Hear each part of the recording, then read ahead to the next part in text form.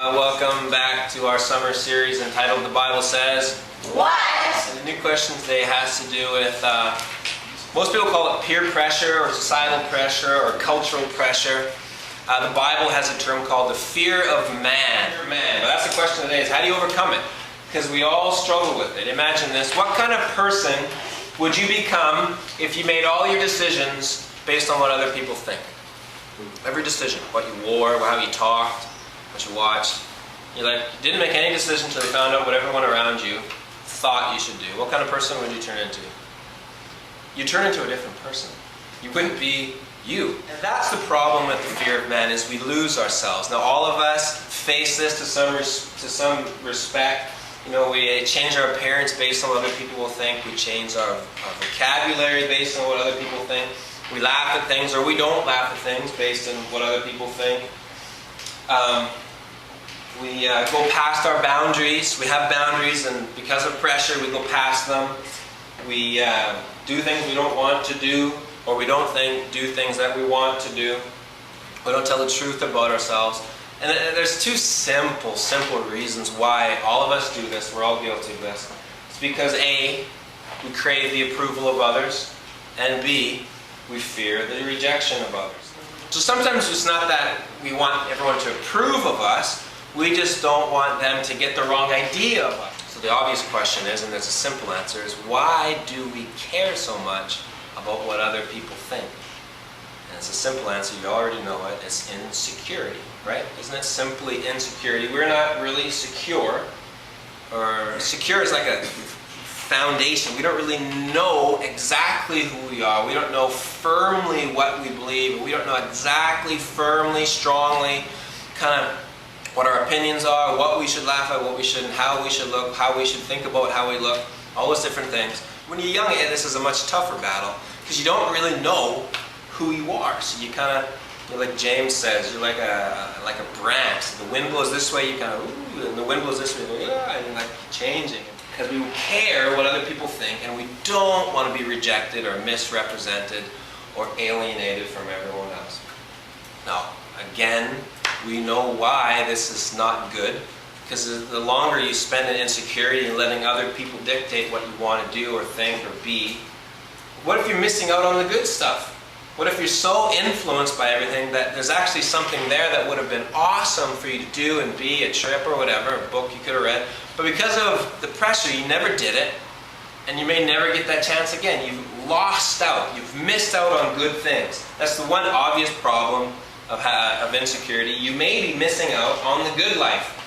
There's this great example in John 12 where John records that a bunch of the religious leaders are starting to believe in Jesus, and this is amazing because most of the religious leaders publicly didn't like him publicly and said they wanted to kill him. But some of them were secretly believing in Jesus. But it says because of the fear of others, they didn't come out public and say, I'm on Jesus' side. They would in their hearts and at home, they'd be like, okay, we believe Jesus is God, He's the Messiah. But publicly they'd be like, they wouldn't say anything, they'd be in the back of the crowd, everyone's getting mad at Jesus, they're in the back, not saying anything. And can you imagine the greatest missed opportunity ever? Here's the opportunity to hang out with God on earth, but because they're afraid they're going to lose their jobs and get kicked out of the synagogue or the church, down the road when they're 50 or 60, looking back, they'll think, well, I could have hung out with God for a year or 2 or 3 years, but instead I was afraid I was going to lose my job. I was afraid I was going to get embarrassed in front of my peers. What a missed opportunity. And that's the same thing for us. Maybe not to that huge scale. Maybe, there's the Avril Lavigne song, Skater Boy. He was just a skater boy. I said, see you later, boy. But then he reached the top of the charts, and she was just a stay-at-home mom. She could have been the wife of a rock star. What if we're missing out all kinds of great things because fear of man, peer pressure, societal pressure. There's a bigger problem, which is, what if, we're making our decisions based on what other people think. And you got to remember here too is, sometimes you think it's actually your decision. You actually feel like doing what you're about to do and feel and think and act or whatever and watch, or dress, whatever. You feel like that's actually what you want to do. But actually you learned that behavior because maybe there was a time where you didn't really want to do it and you caved in, you did it, and you kind of choose that to be your thing, and think that way and be that way. A lot of us can think of whole periods of our life where we said and did and were things that now we look back and we're like, if I saw that person on the street, like time travel, I would punch that person. Like, I would not want to see or talk to that person. I would pretend I never knew them. But it's you. So, like, it gets confusing because sometimes it's not as clear as, I really don't want to do that, but I'm going to do it because of pressure. It's much more complicated than that. We're going to see that in today's story. But the problem is, a lot of times we also lose the approval of God. Because when we're choosing things, going ways that aren't God's ways, we lose His approval. We lose out on the good life. We lose out on the approval of God. And what often happens, especially if you're believers, is you begin to have a fragmented life. You begin to live a dualistic life. It's like at church, and when you're in church, people, you say and do and talk church style, but then you go to be with your friends from work or your friends from high school or your family, and because of the pressures, you're like, I'm not going to talk church style around over here. I'm going to talk their style. And you begin to, like, it's not like a mental thing. You just begin to learn to live in two worlds where you say things here that you wouldn't say here, and say things here you wouldn't say here. And you begin to be fragmented. We've all lived there for some period of our lives, fragmented. And it's, I don't like living fragmented. You look back on those days and you're like, wouldn't you like to have some synergy, some in sync between what you really believe or what you really want to believe, who you really want to be, and who you are, and all your different networks? That's why this topic is so important. Now, how can we get to a place where we can truly be who we were meant to be?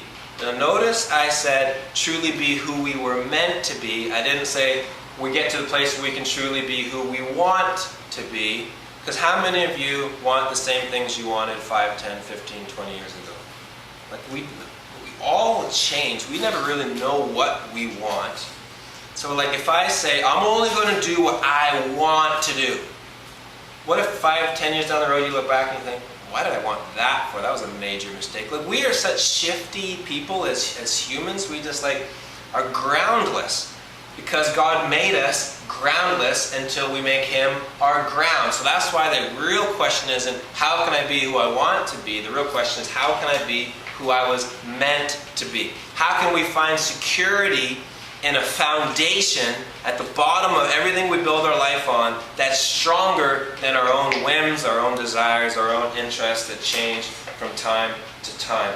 That's the goal. How do we become who we are meant to be?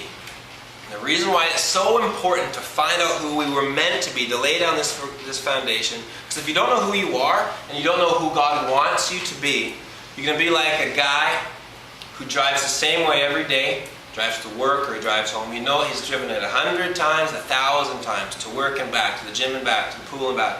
But then one evening, the fog comes in, all the usual kind of buildings or landmarks they used to, like you just subconsciously drive this, there's McDonald's, there's Burger King, there's the home. You don't even think about it.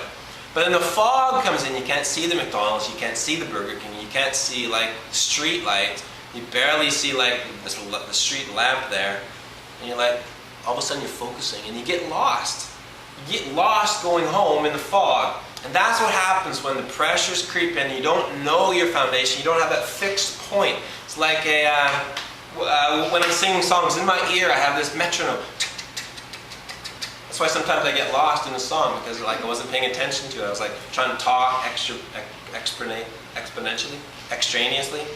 I was trying to talk extraneously, and I would stop listening to the tick, tick, tick, tick. I get lost in the song. When we make God our foundation, become who we were meant to be, we hear the in our ears. Or it's like a dancer who's spinning around. When a dancer spins around, they fix their eyes on one point, otherwise they're spinning around and they fall down, or they go over here, they go over there. They fix their eyes on one point, they keep coming back to that one point so they can make perfect dancers. It's true, right? Kim's like, I play hockey. I'm sure there's a relevant metaphor for hockey. But you get where I'm going. We gotta find a way to have a foundation so that when the fog rolls in, we're like, I still know where I'm going because I'm becoming the person God meant me to